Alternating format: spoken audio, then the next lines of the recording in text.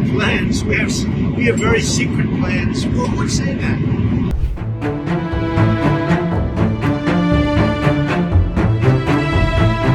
The Caribbean Sea, once a symbol of tropical calm, is on edge of a war.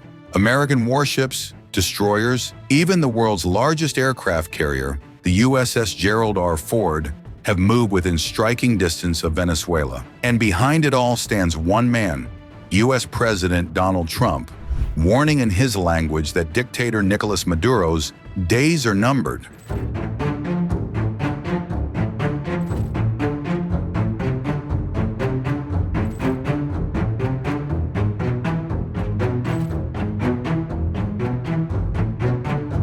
But in typical Trump fashion, his certainty came wrapped in ambiguity. He insists he doesn't believe there will be a war, yet refuses to deny whether U.S. bombings of Venezuelan targets are already being planned. Venezuela, is there a deadline for Venezuela to act against these alleged drug gangs?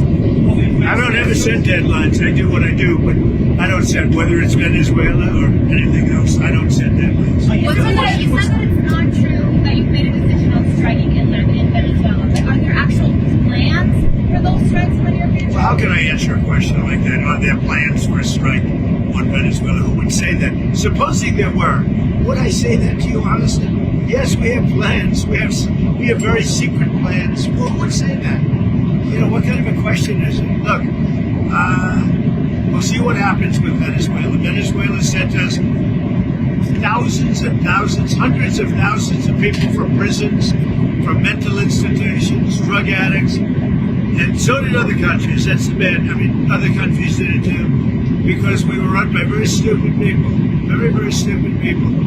Biden was the worst president in the history of our country by far. We had open borders, and many countries, the Congo, many countries, they sent their prisoners. They sent prisoners. They sent drug dealers. They sent drug addicts. They sent anybody that they didn't want. They sent them through our country. And Venezuela was one of the worst abusers. But Trump isn't just speaking.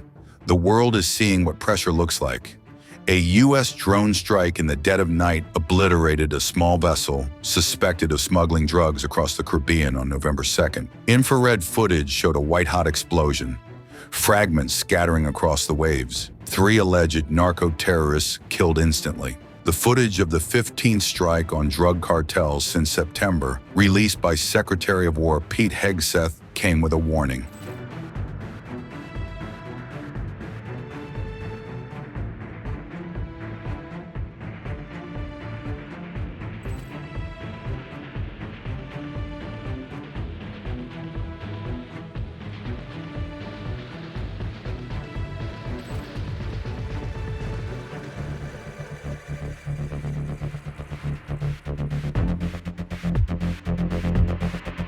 Inside Washington, whispers grow louder. Analysts believe Trump's naval buildup isn't just about drugs, but about toppling Maduro himself. Intelligence reports claim the Department of War has already identified potential targets inside Venezuela: ports, military airfields, and radar stations allegedly used by the Cartel of the Suns, the shadowy network the U.S. accuses Maduro of leading. This is a national security problem. They killed 300,000 people last year. These drugs coming in. They killed 300,000 Americans last year, and that gives you legal authority. We have a national security, really, I will say this.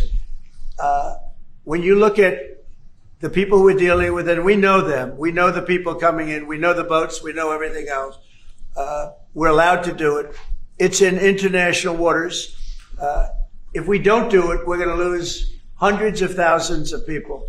Now, they'll be coming in by land a little bit more because they're not coming in by boat anymore. There are no boats in the water. There are no more boats. We know the boat almost immediately. You know, it's pretty unusual when you see somebody with a fishing rod and 5 engines on the back of the boat. You know, you don't need that to go fishing.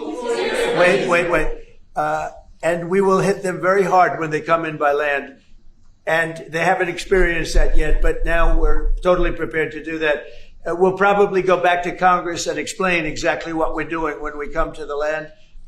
We don't have to do that, but I think, Marco, I'd like to do that. You may respond to that if you want.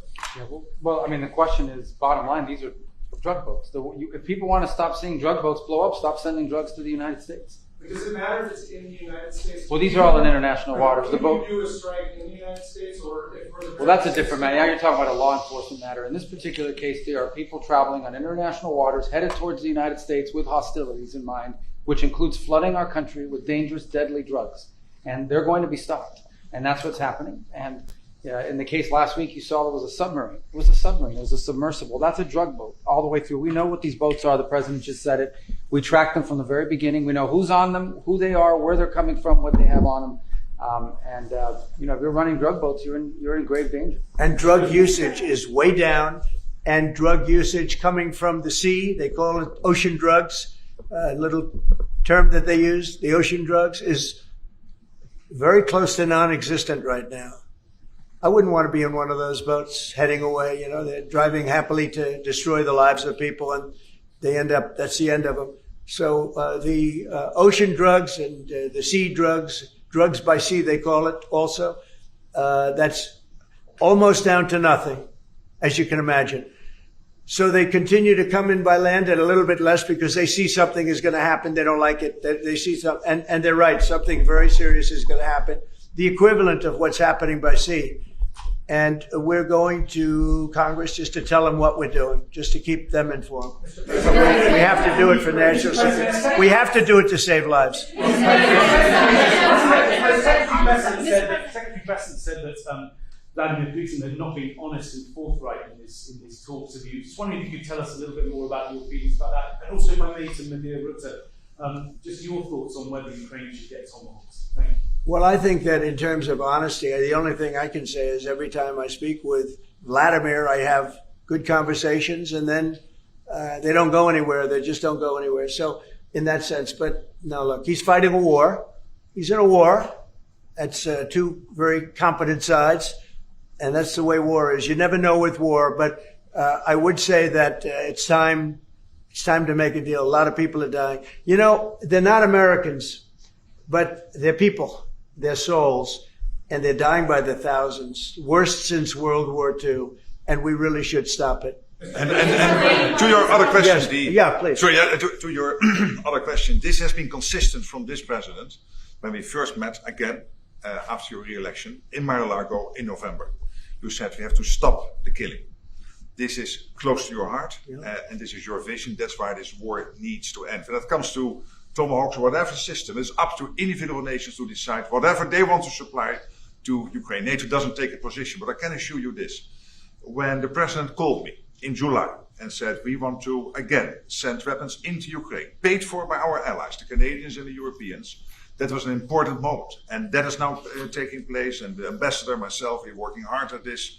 Already a couple of $1 billion of weaponry into Ukraine from the US, paid for by allies. So I'm not going to comment on the Tomahawks, but when it comes to the US and all the support for Ukraine, it is there and it is close to the president's heart, and I know this.